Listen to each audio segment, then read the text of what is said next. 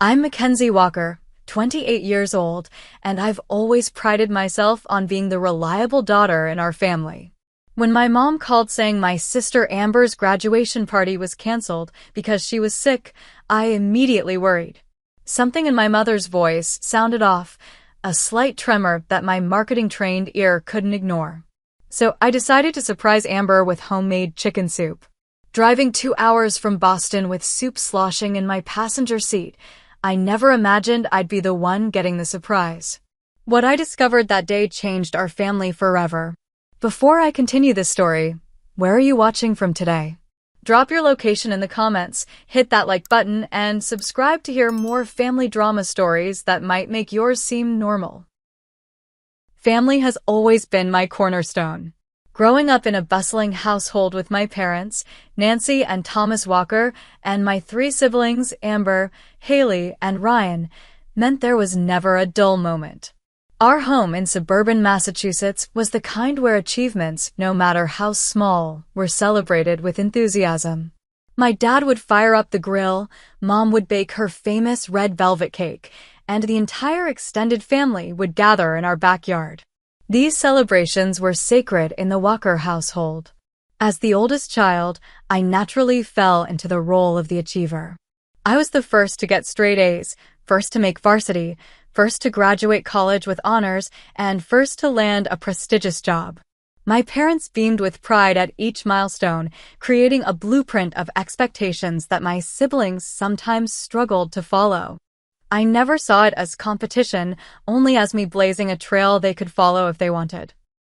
My marketing career at Horizon Strategies in Boston had been demanding but rewarding. The promotion to senior brand manager last year was a dream come true, even though it meant less frequent visits home. The 2-hour drive became a monthly rather than weekly occurrence, and I noticed subtle shifts in our family dynamic during my visits.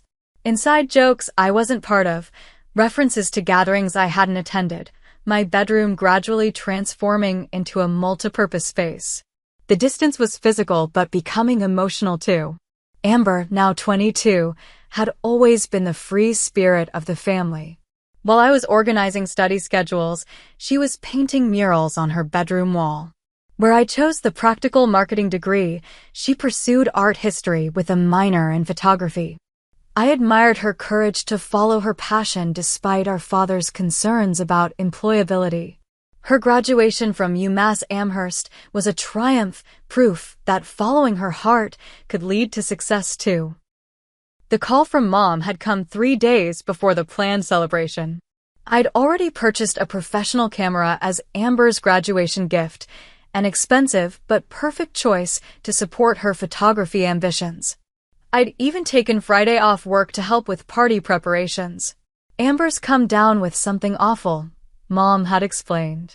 Fever, sore throat, the works. We're postponing everything until she feels better. When I suggested coming anyway to help care for her, Mom had quickly dismissed the idea. No need, sweetie. Dad and I have it covered. We'll reschedule when she's better. I'll call you with a new date.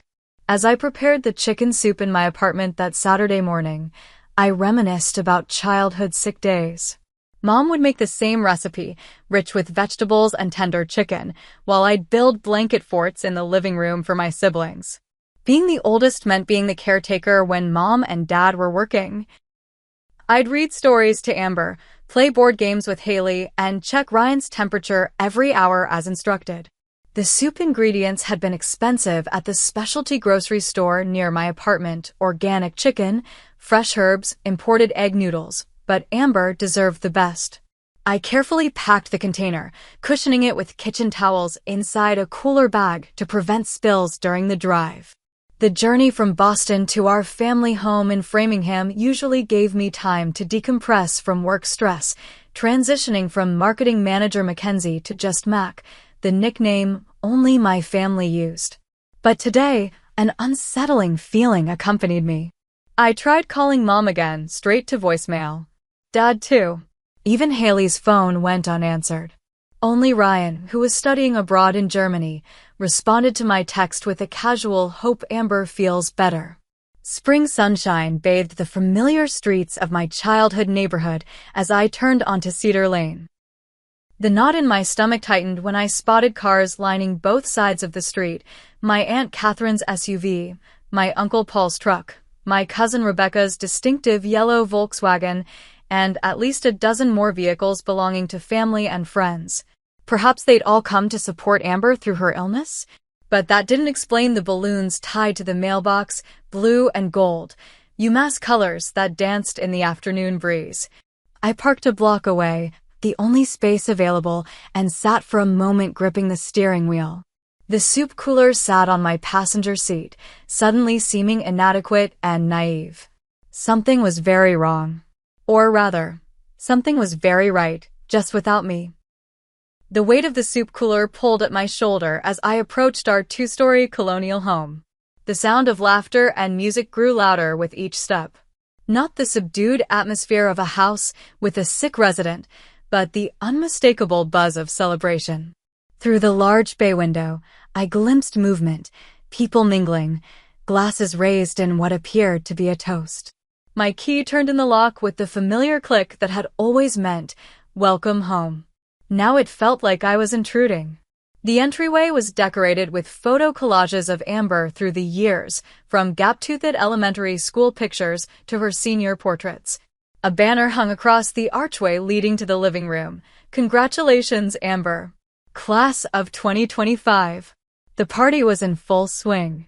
Amber, supposedly bedridden with fever, was radiant in a sundress, accepting a gift from our grandmother. Mom was arranging a platter of deviled eggs on the dining table adorned with a blue and gold tablecloth. Dad was pouring champagne. Aunt Catherine was adjusting the settings on her camera, preparing to capture another perfect family moment. For several seconds, I stood unnoticed, an invisible observer at a party I had been told didn't exist. Our living room had been transformed with streamers and balloons. A table in the corner held a pile of wrapped gifts. The cake, Mom's red velvet specialty, held court at the center of the dining table. "Congrats, Grad," written in perfect cursive frosting. It was Cousin Jennifer who noticed me first. Her eyes widened, champagne flute halting midway to her lips. Like dominoes, awareness of my presence fell across the room as conversations halted and heads turned. Amber's smile faltered. Dad's champagne bottle froze mid-pour. Mom dropped a deviled egg. "Mackenzie." Mom's voice was too bright, too surprised. "What are you doing here, sweetheart?" The silence that followed her question was deafening. 30 pairs of eyes watched me, waiting for my reaction. The cooler bag suddenly felt like it weighed 1,000 pounds. "I brought soup," I said, my voice sounding distant to my own ears. "For Amber's fever." Amber had the decency to look mortified, her gaze dropping to her sandaled feet. Dad busied himself with wiping non-existent spills from the champagne bottle. It was Mom who attempted damage control, approaching me with arms outstretched as though to hug me, a gesture I subtly avoided. "Oh, honey, there was a change of plans." Amber recovered so quickly, we decided to go ahead rather than reschedule. "I tried calling you this morning, but it went straight to voicemail. We assumed you were in that important meeting you mentioned." The lie was so transparent it was almost insulting. I had mentioned no meeting. My phone showed no missed calls, and the elaborate decorations around me had clearly not been assembled that morning. "Really?" I managed, my marketing-trained smile firmly in place. How fortunate that Amber made such a miraculous recovery, and everyone was able to attend on such short notice. A few uncomfortable glances were exchanged among relatives. Aunt Catherine murmured something to Uncle Paul, who frowned and shook his head. I distinctly heard her whispered, "I told you she shouldn't find out." The realization crashed over me like ice water. This wasn't a miscommunication. This wasn't a last-minute change of plans. This was deliberate. They had intentionally told me the party was canceled because they didn't want me there. "Mac." Amber stepped forward, her voice small. "I'm really glad you came after all." The insincerity was palpable. No one was glad I had come. I had disrupted their perfect party, the one they had carefully planned to exclude me from. Would you like some champagne? Dad offered, clearly desperate to normalize the situation. We're just about to do toasts. I need to use the bathroom, I said, placing the soup cooler on the entry table. Excuse me. As I walked through the crowd, relatives parted like the Red Sea, offering tight smiles and awkward hellos. I caught fragments of whispered conversations. Thought she was working. Nancy said she wouldn't come. Always so intense. The bathroom had been my refuge during childhood family gatherings when the noise and chaos became overwhelming. Now I locked the door behind me and leaned against it, trying to steady my breathing. The face in the mirror looked composed, but my eyes betrayed the hurt churning inside. My phone buzzed with a text from Haley. Are you okay? I'm so sorry. Sorry that I found out? Or sorry that they had excluded me in the first place? As I splashed cold water on my face, my phone buzzed again with notifications. Suddenly curious, I opened my social media apps. There was evidence that this deception went deeper than a single party. Instagram stories from Haley showed family dinners from weekends I'd been told everyone was busy. Facebook posts from Mom revealed a Christmas cookie baking day I'd never heard about. Even Ryan from Germany had been looped in via video calls to gatherings I knew nothing about. The bathroom suddenly felt suffocating. I needed answers. I needed to understand why my family, the people I loved most in the world, had decided I was someone they wanted to celebrate without. My hands trembled slightly as I scrolled through more social media posts, each one a fresh paper cut to my heart.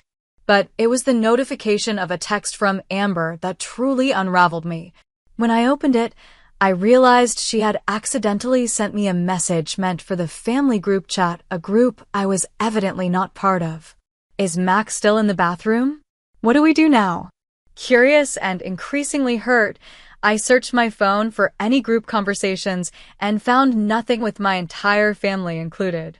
On a hunch, I opened my mother's phone, which she had left charging in the bathroom, using the passcode that hadn't changed since I was in high school. 1987, the year she and Dad got married. There it was, Walker family with a heart emoji. Everyone included except me. I scrolled up, hands shaking. 2 weeks ago, Mom. Remember everyone.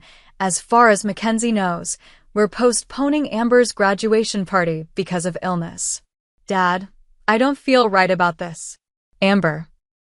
It's just one day, Dad.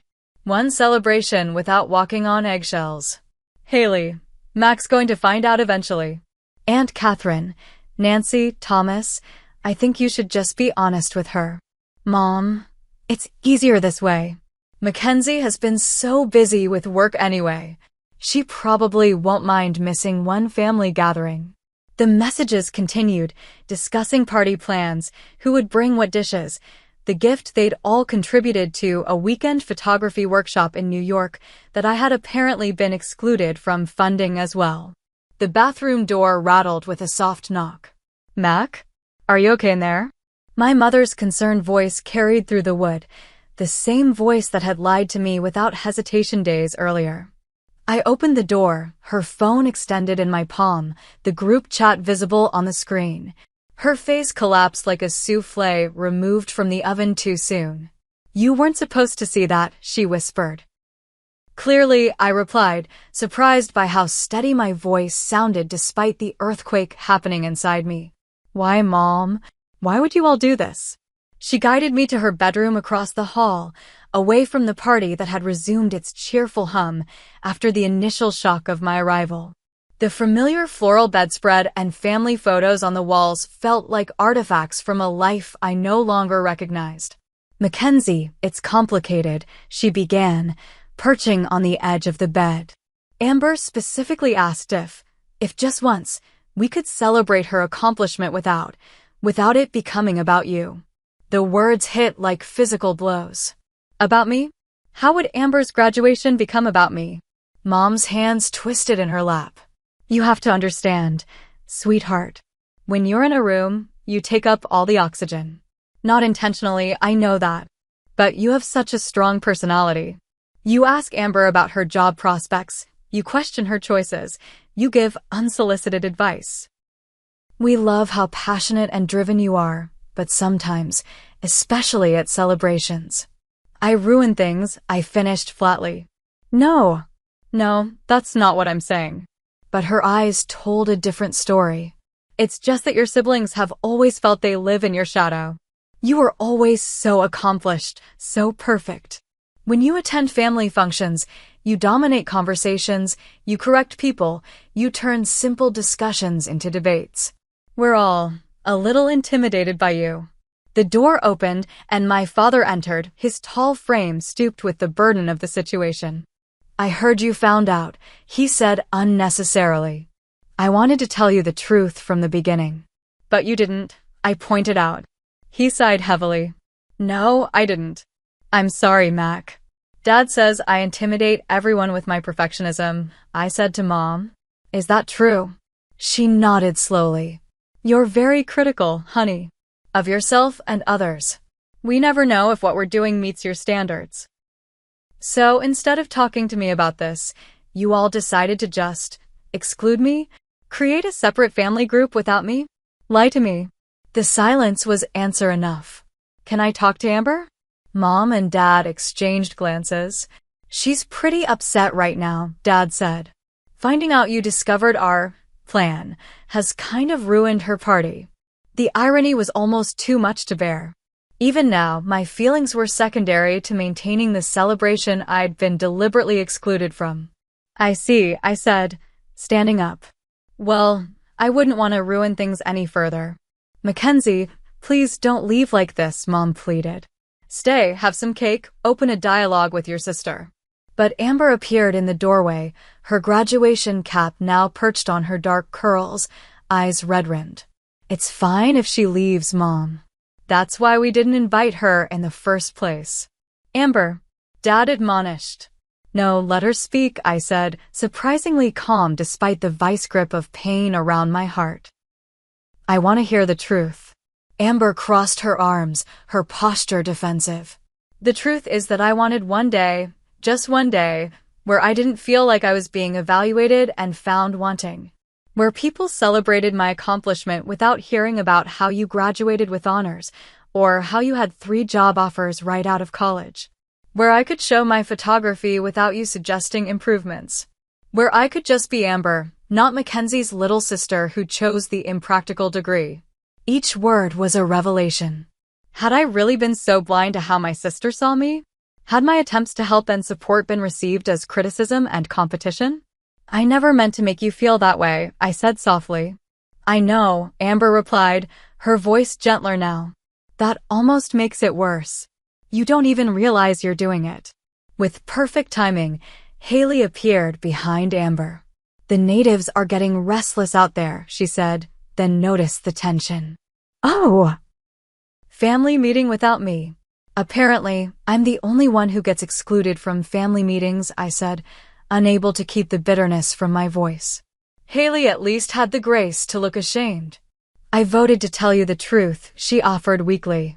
But you still participated in the lie, I pointed out. All of you did.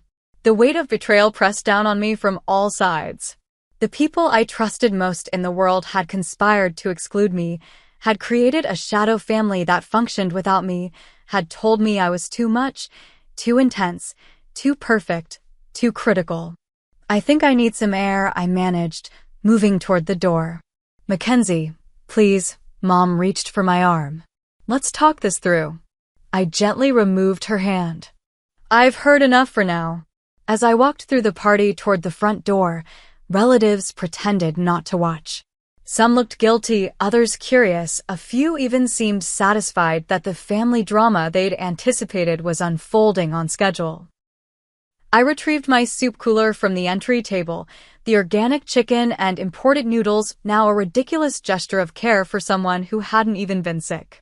The irony wasn't lost on me. You're leaving? Jennifer asked as I passed her. But they're about to cut the cake. I wasn't invited in the first place, I replied, not breaking stride. Enjoy the party. The spring sunshine felt mockingly cheerful as I walked to my car, the sounds of the party already resuming behind me. Someone had turned the music up, perhaps to cover the tension of my departure. My phone began buzzing with texts from Mom, from Dad, from Haley. None from Amber. I placed the soup cooler on the passenger seat, put on my sunglasses to hide the tears gathering in my eyes, and drove away from the home that had suddenly become foreign territory. The familiar streets of my childhood neighborhood blurred through my tears as I drove aimlessly, eventually finding myself at Callahan State Park, where I'd spent countless summer days as a child. I parked near the pond and sat motionless, hands still gripping the steering wheel, trying to process the emotional tsunami that had just crashed through my life. My phone continued its relentless buzzing. A glance showed 15 messages and 7 missed calls from various family members, everyone except Amber. I silenced it and tossed it onto the passenger seat next to the ridiculous soup cooler. The afternoon sun dappled through the trees as I finally left the car and wandered to a secluded bench overlooking the water. This very spot had witnessed so many Walker family picnics, birthday celebrations, and 4th of July gatherings. Now it felt like neutral territory where I could lick my wounds in private. The revelations kept hitting me in waves. I was too critical. I dominated conversations. I made everything about myself. I intimidated my family. I cast a shadow my siblings couldn't escape. These weren't accusations from enemies, but testimonials from the people who supposedly loved me most. Had I really been so blind? I thought back to Amber's high school graduation 4 years ago. I'd been so proud when she announced her acceptance to UMass with a scholarship. Had I overshadowed that moment when I mentioned the alumni networking events I could connect her with? When I'd suggested courses that would complement her art history major with more practical skills? A memory surfaced of Thanksgiving 2 years ago. I'd corrected Dad's retelling of a historical fact during dinner. It had seemed harmless, just setting the record straight, but now I recalled how the conversation had died afterward, how he'd stopped his story mid-sentence. Then there was Haley's 25th birthday last year. I'd helped Mom plan it, taking charge of decorations and activities. I thought I was being helpful, but had I actually hijacked the celebration? Had my suggestions for a sophisticated wine tasting instead of the bowling night Haley initially wanted been another example of imposing my standards? Even small interactions took on new meaning. The way conversations sometimes halted when I entered a room. How my siblings exchanged glances when I offered advice. Mom's tight smile when I rearranged her kitchen cabinets more efficiently during visits. My phone buzzed again with a text. This one was from Ryan, who'd apparently been informed of the situation from his study abroad program in Germany. What the hell happened? Mom's freaking out. Unlike the others, I opened his message and replied. They threw Amber a graduation party after telling me it was canceled. Apparently, I'm too intense to be included in family functions now. His response came quickly. What? I'm calling you. When the phone rang, I answered with a tearful hey. Mac, I had no idea. Ryan's voice was clear despite the international connection. I knew about the party, but Mom told me you couldn't make it because of work. Another lie, I said flatly. They have a whole separate family group chat without me, Ryan. They've been having gatherings and not telling me for months. He was quiet for a moment. I've been included in those calls and chats from Germany, but I had no idea you were being deliberately excluded. That's messed up. Why didn't you ever mention these gatherings to me? I asked. His hesitation spoke volumes. I guess. I assumed you knew and were just too busy. Or not interested. Not interested in family? When have I ever given that impression? Ryan sighed. Look, Mac, you're my big sister and I love you, but you can be a lot sometimes. Not you too, I groaned. I'm just being honest. You've always been the star of the family, the smartest, the most successful, the one with all the answers. Do you have any idea what it's like growing up as your younger brother? Teachers constantly saying, oh, you're Mackenzie Walker's brother? She was such an exceptional student. The pain in his voice was unmistakable and achingly familiar, the same tone Amber had used. But that's not my fault, I protested weakly. No, it's not, he agreed. but the way you handle it might be. You're always fixing, always improving, always pushing. Sometimes we just want to be accepted as we are, flaws and all. So your solution was to create a shadow family without me? To lie and exclude me? I didn't know they were doing that, he insisted. That was wrong, and I would have said so. But Mac, can you try to understand why Amber might have wanted one celebration that wasn't filtered through your lens of perfection? The question hung between us, forcing me to confront uncomfortable truths. Had my attempts to help actually been perceived as criticism? Had my achievements become a burden to those I loved most? I don't know what to do with this, Ryan, I admitted, watching a family of ducks glide across the pond surface. I feel betrayed and misunderstood and like I don't even know who I am anymore. You're still Mac, he said gently. You're just finding out that the way you see yourself isn't exactly how others see you. That's hard, but it's also an opportunity. An opportunity for what? Growth, connection, real understanding. He paused. Look, what they did was wrong. Completely wrong. But maybe instead of cutting ties or blowing up at them, you could use this as a chance to reset the family dynamic. After we hung up, I sat watching the ducks, considering my options. I could drive back to Boston, shut out my family, and nurse my wounds in private. I could return to the party and create a scene, making sure everyone knew how hurt I was.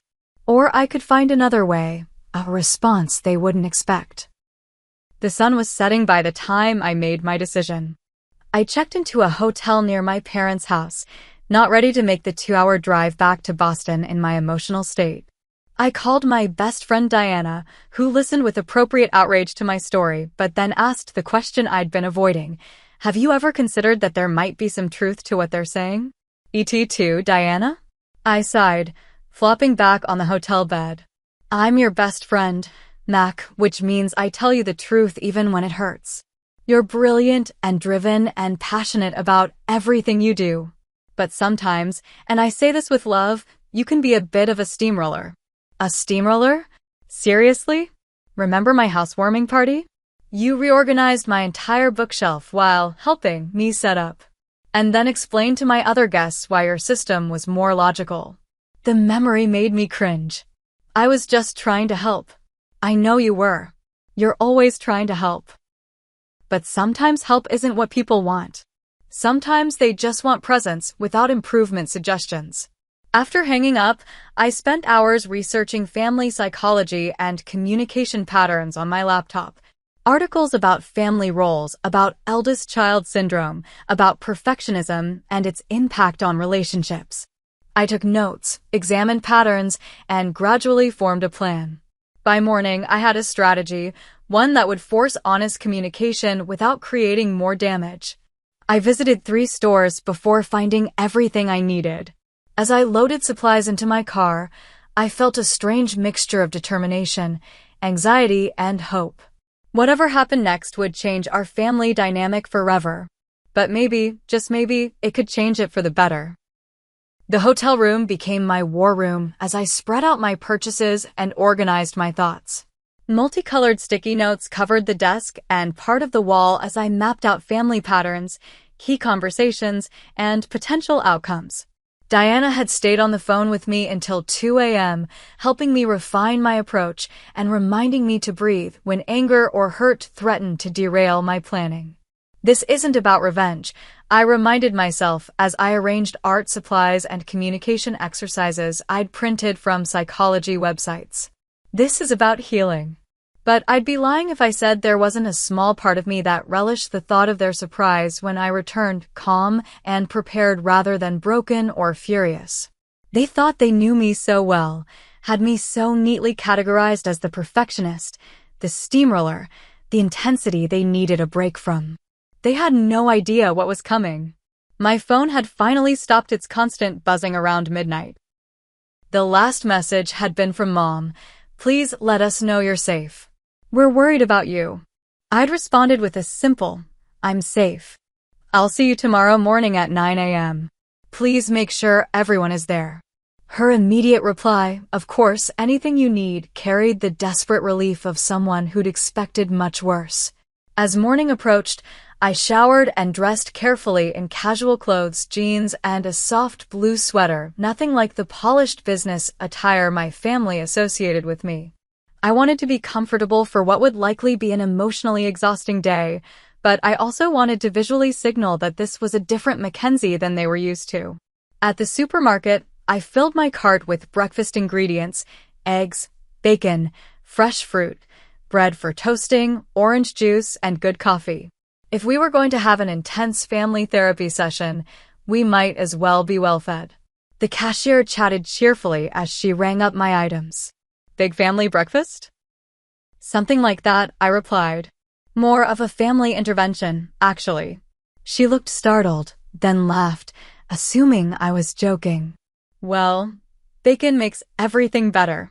Let's hope so, I murmured, swiping my credit card. As I drove the familiar route to my parents' house, I rehearsed what I would say, trying to find words that expressed my hurt without attacking, that acknowledged their perspective while standing up for myself. The communication books I'd skimmed emphasized I statements rather than accusations, active listening, and creating safe spaces for honest dialogue. It all sounded good in theory. But these weren't strangers or colleagues. They were the people who had known me my entire life and had still decided I wasn't someone they wanted at their celebration. The wound was deep and personal in a way that I feel hurt when statements seemed inadequate to address. The street was quiet as I pulled up to the house at precisely 9 a.m. Only the family cars remained in the driveway, the party guests long gone. I gathered my bags of food and supplies, took a deep breath, and approached the front door.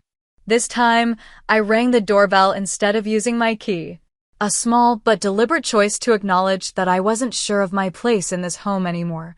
Mom opened the door, her face showing evidence of a sleepless night. "Mackenzie," she breathed, moving to hug me. I stepped back slightly, shifting my bags. "I need to put these in the kitchen." Her arms dropped. "Of course." She moved aside, allowing me to enter. The house had been cleaned, all evidence of yesterday's party erased except for a vase of congratulatory flowers on the hall table. I could hear muted voices from the kitchen. The family assembled as requested. The nervous energy was palpable as I walked in. Dad sat at the kitchen table, a cup of coffee cooling untouched before him. Amber occupied a stool at the counter, eyes red-rimmed and puffy. Haley leaned against the refrigerator, arms crossed defensively. They all looked up as I entered, conversations halting mid-sentence. "Good morning," I said, my voice steady as I placed my bags on the counter. "I brought breakfast." They exchanged confused glances, clearly having expected either a confrontation or a tearful reconciliation attempt, not grocery bags and my carefully neutral tone. "Mac, we need to talk about yesterday," Dad began. "We will," I assured him, unpacking eggs and bacon. "But first, we're going to eat. Then we're going to do something important together." "What are we doing?" Haley asked cautiously. I pulled out the art supplies, communication worksheets, and family therapy exercises I'd printed. "We're going to have an honest conversation. Maybe for the first time ever." Their expressions ranged from skepticism to apprehension to, in Amber's case, something that looked almost like relief. "I need all of you to promise me something," I continued, meeting each pair of eyes directly. "For the next few hours, we will be completely honest with each other. No holding back to spare feelings, no walking away when it gets difficult, no deflecting with humor or changing the subject. Can you do that?" The silence stretched uncomfortably before Dad finally nodded. "Yes, we can do that." One by one, the others agreed. We worked together to prepare breakfast, a strange, silent dance of passing utensils and ingredients. The familiar routine of cooking offered a temporary reprieve from the tension, a neutral activity to occupy our hands while our minds raced with unspoken thoughts. As we sat down to eat, I placed a stack of colored index cards in the center of the table. "We're going to start simple," I explained. "After breakfast, each of us will write down 3 things Something we appreciate about each family member, something that frustrates us about them, and something we've never told them but think they should know. Is this really necessary? Amber asked, pushing eggs around her plate. Can't we just talk? We've tried, just talking, for 28 years, I pointed out. It's led us here, to secret family chats and excluded members. I think we need a new approach. She had no response to that. As we ate, I shared what I'd learned during my night of research about family systems, about how roles become entrenched, about how the stories we tell ourselves about who we are in a family often prevent us from truly seeing each other. I've always thought of myself as the supportive big sister, I admitted. The achiever who is blazing a trail for all of you. It never occurred to me that you might see me as critical or overwhelming. I paused, vulnerable in my honesty. That's partly why yesterday hurt so much. It wasn't just being excluded. It was realizing that the story I've been telling myself about my place in this family is completely different from how you all see me. Mom reached across the table and squeezed my hand. We love you, Mackenzie. That's never been in question. Love isn't enough, I replied gently. Not if we can't be honest with each other. Not if some of you feel you need protection from me. We finished eating in thoughtful silence. As I gathered the plates, I felt a strange sense of calm. Whatever happened next would be difficult, possibly painful, but necessary. The family that emerged from this day would either be stronger for its honesty or would at least know where it stood. I distributed the index cards and pens, then set a timer on my phone. 20 minutes. Complete honesty. Let's see what we discover about each other. The kitchen table had been cleared of breakfast dishes and now displayed a colorful array of art supplies, markers, colored pencils, construction paper, and modeling clay. My family eyed these materials with confusion as I laid out the communication worksheets I'd prepared. This is your surprise? Haley asked, picking up a purple marker with skepticism. Arts and crafts? Not exactly, I replied, taking my seat at the head of the table, a position I'd never occupied in our family gatherings. The surprise is that instead of the dramatic exit or angry confrontation you were expecting, we're going to spend today doing something that should have happened years ago. I placed the stack of completed index cards in the center of the table. During our 20 minutes of writing, the kitchen had been silent except for the scratch of pens against paper. Now those cards held truths we'd never spoken aloud, appreciations, frustrations, and secrets we'd kept from each other. I'd like to start by acknowledging what happened yesterday, I said, my voice steady despite the emotions churning beneath the surface. I discovered that my family has been deliberately excluding me from gatherings, created a separate group chat without me, and lied about Amber's graduation party specifically to keep me away. Mom shifted uncomfortably. Dad stared at his hands. Amber bit her lip. Those are the facts, I continued. Now I want to understand why. Not with accusations or defensiveness, but with genuine curiosity. Because something is broken in how we relate to each other, and we can either fix it together or accept that our family will never be what I thought it was. I picked up the first worksheet, a simple family mapping exercise. Let's start by drawing how we each see our family structure. Who holds power? Who supports whom? How do we communicate? Draw it however makes sense to you. For 10 minutes, we worked silently. My diagram showed me somewhat separated from the core family circle, reaching in with multiple hands labeled help, advice, support, all well-intentioned connections that I now realized might have been experienced as intrusions. When we shared our drawings, the revelations were immediate and powerful. Mom had drawn herself at the center, connected to everyone, but with thicker lines of communication between her and each family member than between the siblings themselves. Dad showed a more traditional hierarchy with himself and Mom at the top. Haley's depicted her and Amber huddled together with Ryan floating nearby and me positioned above everyone else, as if on a different plane. But it was Amber's drawing that brought the first tears to my eyes. She'd drawn me as the sun large, bright, and dominant, with the rest of the family as much smaller planets orbiting at a distance, their features partially in shadow. Is that really how you see me? I asked softly. Amber nodded, not meeting my eyes. You've always been so bright, so sure of yourself and your opinions. The rest of us are just trying not to get burned. The metaphor hit hard. I'd never thought of my confidence and drive as something that cast others in shadow or held them at a distance. Let's move to the appreciation cards, I suggested, needing something positive to balance the weight of this revelation. We'll each read what others wrote about us. This exercise brought smiles and a lightening of the atmosphere. Learning that Dad appreciated my fearless approach to challenges and that Haley admired how I always stand up for what I believe in helped soothe some of the hurt. Even Amber had written that she respected my work ethic and wished she had my confidence.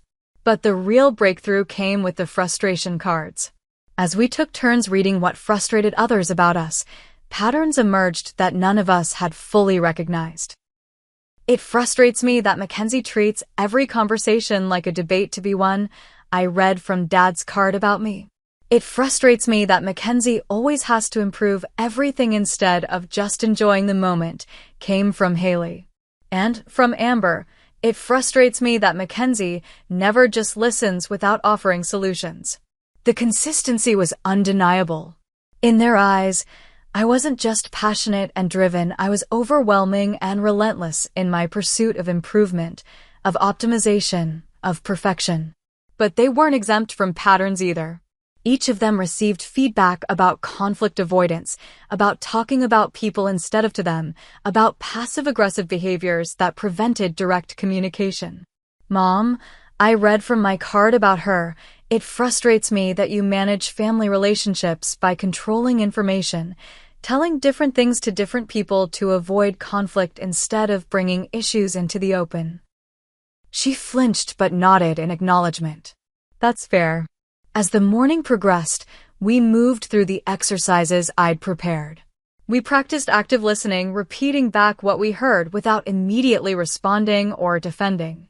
We created role maps identifying the parts we each played in family dynamics, me as the perfectionist and fixer, Mom as the peacekeeper, Dad as the conflict avoider, Haley as the mediator, Amber as the free spirit who used emotional outbursts when she felt unheard, and absent Ryan as the diplomat who maintained individual relationships with everyone while staying out of the fray. The most powerful moment came during an exercise called Speaking from the Shadows, where we each shared something we felt was unacceptable or invisible in our family. Amber went first, her voice small but determined. I've spent my entire life feeling like a pale imitation of Mackenzie. No matter what I accomplish, it never seems quite enough compared to her. When I decided to study art history, Dad asked 3 times if I was sure about my job prospects. When Mac chose marketing, everyone just nodded like it was exactly right. I wanted one celebration. Just one where I didn't feel like I was being measured against her accomplishments. Her honesty opened the floodgates. Dad admitted feeling intellectually intimidated by me since I was in high school, afraid of being corrected or appearing uninformed. Mom confessed that she sometimes avoided telling me about family problems because my solutions, while practical, rarely accounted for people's emotions. Haley revealed that she'd changed her college major 3 times partly because she was trying to find something that would be her domain, distinct from my achievements. When my turn came, I took a deep breath. I've always felt like the family workhorse, valued for what I contribute, for solving problems, for achieving milestones, but not necessarily for who I am. I drove myself to excel because that seemed to be my role, my value. And now I learn that the very things I thought made me useful to this family are the things that make you want to exclude me. The tears I'd been holding back finally spilled over. Do you have any idea how much it hurts to discover that your family has a separate life without you? That they actively create events where you're not welcome? That the people you love most in the world find you so overwhelming they need breaks from your presence? No one spoke, but Mom reached for my hand across the table. This time, I didn't pull away. I'm not perfect, I continued, wiping my eyes. I'm driven and intense, and yes, sometimes I steamroll over people's feelings in my rush to solve problems. But I deserved better than lies and exclusion. We all deserved better than the dynamic we've created. By mid-afternoon, the kitchen table was covered with worksheets, cards, drawings, and tissues. We were emotionally exhausted, but had reached a new understanding of our family system. The truth, painful as it was, had finally been spoken aloud. "So what now?" Dad asked, his voice hoarse from hours of difficult conversation. I gathered the contract for change worksheets I'd prepared. "Now we make commitments to each other. Specific behaviors we'll each work on, boundaries we'll respect, and new ways of communicating. And we agree to hold each other accountable with love, not punishment or exclusion." As we filled out our commitment sheets, I realized that this honest, raw, difficult day was the real surprise I'd brought them. Not a dramatic exit, not a tearful plea for inclusion, not a rage-filled confrontation, but a structured space for truth-telling that would fundamentally change how we related to each other. Amber looked up from her worksheet, meeting my eyes directly for the first time since I'd arrived. "I'm sorry, Mac. We should have just talked to you instead of excluding you. And I'm sorry I've been so overwhelming that you felt you couldn't," I replied. "We've all contributed to this dynamic. Now we all have to change it." By evening, we were emotionally spent, but had reached a fragile new understanding. We ordered pizza rather than cooking and ate in the living room, physically and emotionally more relaxed than we'd been in years. We weren't fixed, not by a long shot, but we had finally seen each other clearly, perhaps for the first time. As I prepared to leave, Amber approached me with a tentative smile. "Will you come to my rescheduled graduation party next weekend? A real one, with you included from the start." "I'd like that," I said, hugging her gently. "And I promise to just celebrate you. No advice, no improvements, no taking over." She hugged me back. "And I promise to tell you directly if I'm feeling overshadowed, instead of excluding you." It wasn't a perfect resolution. Real family healing never is, but it was an honest beginning. And that was the greatest surprise of all. 2 months after what we now refer to as the intervention, I found myself back at my parents' house for Amber's rescheduled graduation celebration. This time, the invitation had come directly from my sister via a group text that included all of us, our newly formed family chat, where open communication was the explicit goal. The backyard was decorated simply but beautifully. String lights hung from trees, creating a warm glow as evening approached. A table displayed Amber's photography portfolio alongside her diploma. The atmosphere was relaxed, a stark contrast to the tense, overproduced event I'd crashed months earlier. "You made it," Amber greeted me with a genuine smile, accepting my hug without the stiffness that had characterized our interactions for years.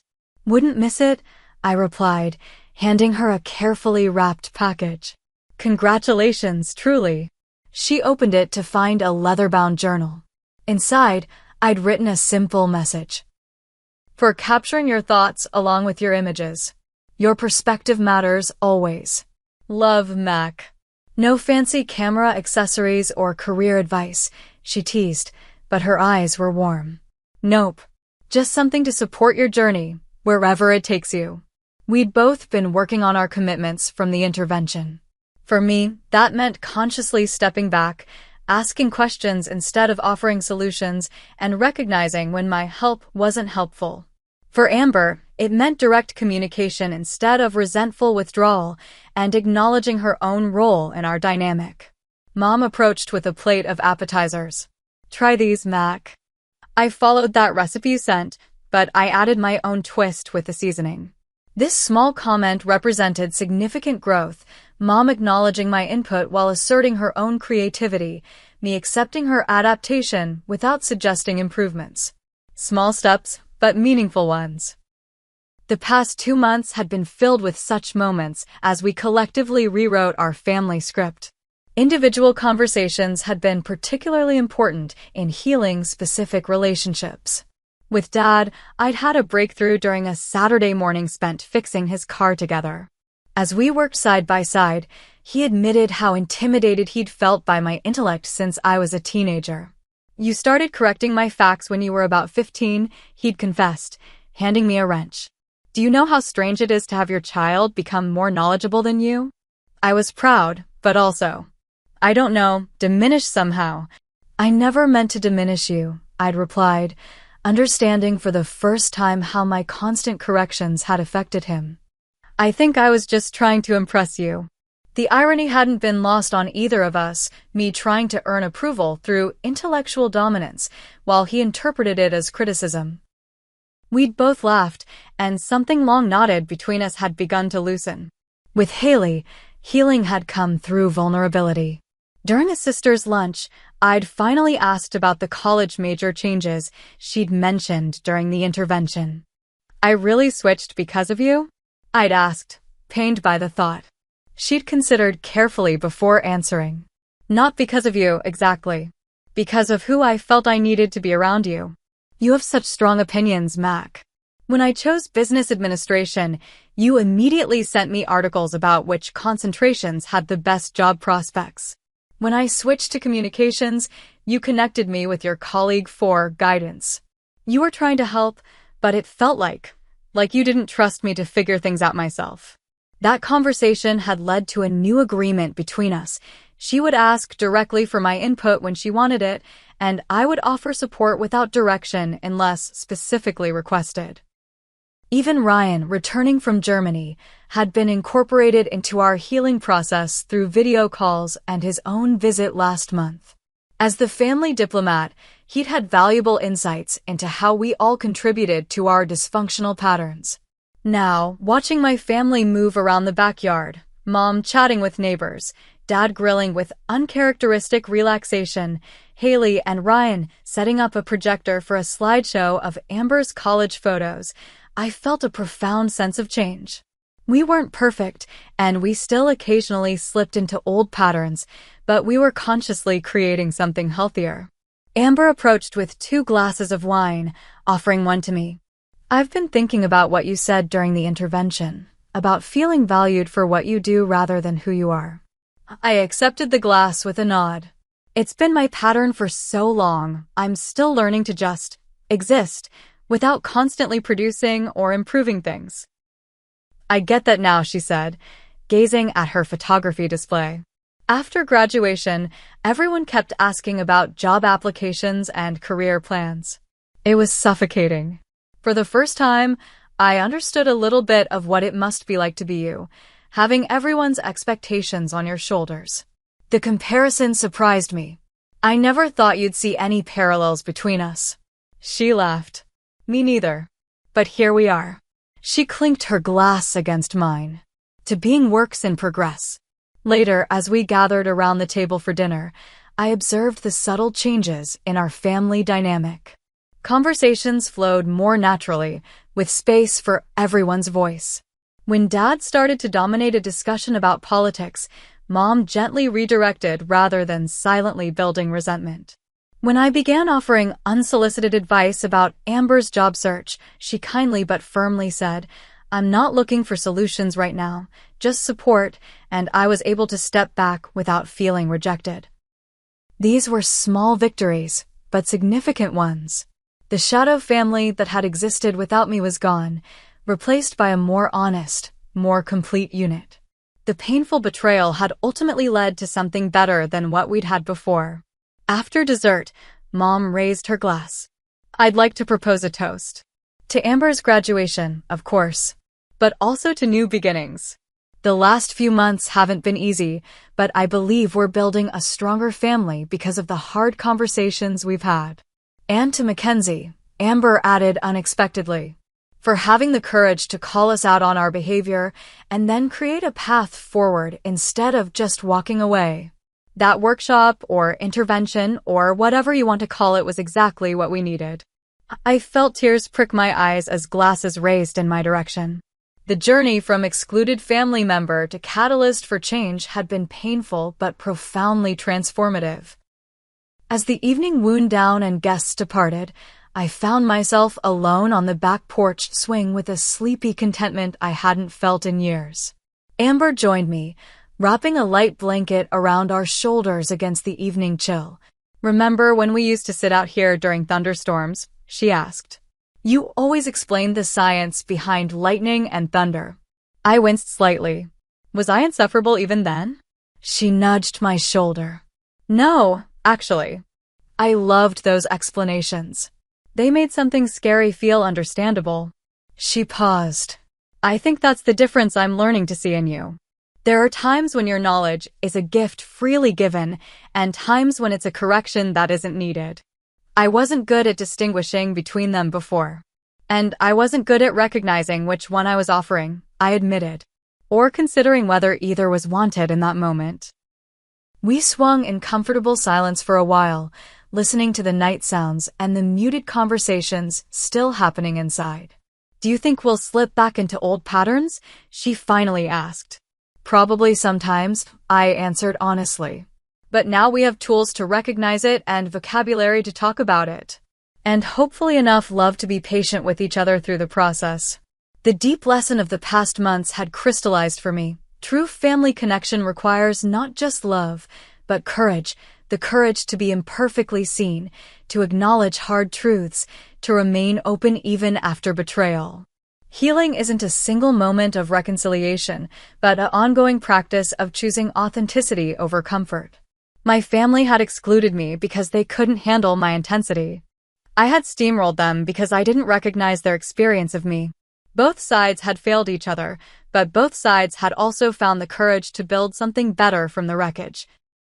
As Amber and I rejoined the others inside to help clean up, the contrast between this gathering and the party I'd crashed 2 months ago couldn't have been clearer. That event had been built on lies and exclusion. This one was founded on honesty and inclusion, messy perhaps, less perfect certainly, but infinitely more real. The surprise I'd given my family wasn't just the intervention itself, but the mirror it had held up to all of us, reflecting both our failures and our capacity for growth. None of us would forget it, and all of us were better for it. How about you watching this? Have you ever discovered you were excluded from something important by people you love? How did you handle it? Sometimes the most painful betrayals become catalysts for necessary growth if we respond with courage rather than just anger. Share your experiences in the comments below, and don't forget to like and subscribe if the story resonated with you. Thank you for listening to my journey, and remember, even our most painful family stories can have meaningful new chapters if we're brave enough to write them together.